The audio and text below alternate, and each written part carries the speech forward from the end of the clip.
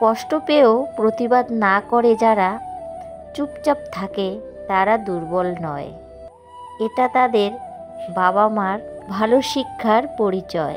সত্যি কথা বলতে গিয়ে যদি আপন মানুষ পর হয়ে যায়, তবুও তুমি সত্যি কথা বলো, কারণ কারো কাছে পর হলেও তুমি সৃষ্টিকর্তার কাছে তুমি অতি প্রিয়।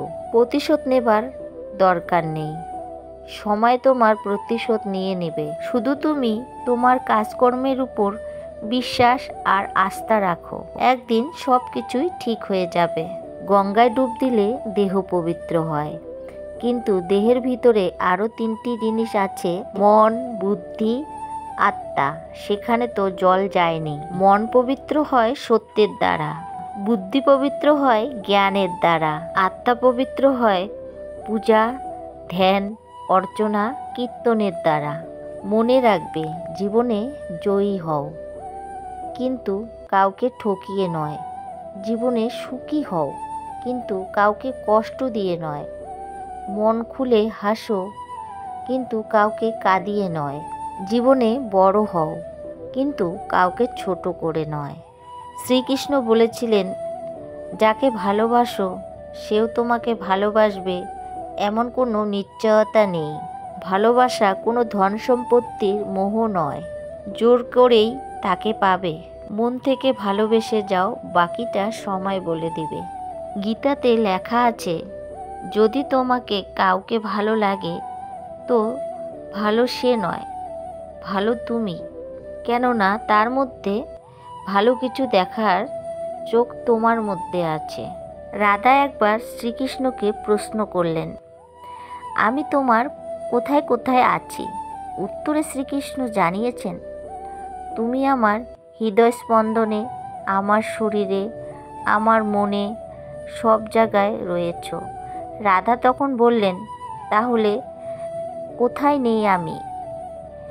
তখন শ্রীকৃষ্ণ মৃদু হেসে বলেছিলেন, রাধা, তুমি আমার ভাগ্যেই নেই। 2টি পায়ের মতো জীবনযাপন করা উচিত। ঠিক যেমন একটি পা এগিয়ে গেলেও অহংকার করে না এবং অপর পাটা পিছিয়ে থাকলেও লজ্জিত হয় না, কারণ তারা উভয়েই জানে তাদের অবস্থান। গীতার বাণী, যখনই সত্যর সাথে অসত্যর লড়াই হয়, তখন সত্য একা দাঁড়ায়। অসত্যর বাহিনী বিশাল, কারণ তারা পিছনে মুখ, লোভী, স্বার্থপর ও বিশ্বাসঘাতকেরাই থাকে। অবশেষে সত্যেরই কিন্তু জয় হয়। একটু কষ্ট হয় ঠিকই, কিন্তু সত্যেরই জয় হয়।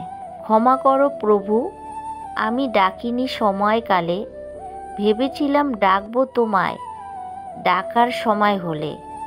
ভাবতে ভাবতে কতদিন গেল, তবুও পড়ল না মনে।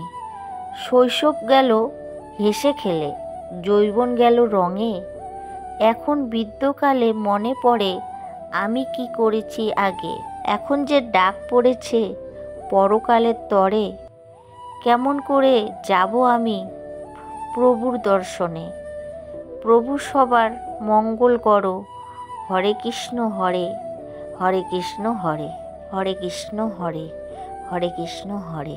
তো বন্ধুরা, আজকে এই সত্যি কথাগুলো তোমাদের কেমন লাগলো অবশ্যই কমেন্ট করে জানাবে। আর ভালো লাগলে আমার ভিডিওটা লাইক, কমেন্ট, সাবস্ক্রাইব করে দিবে।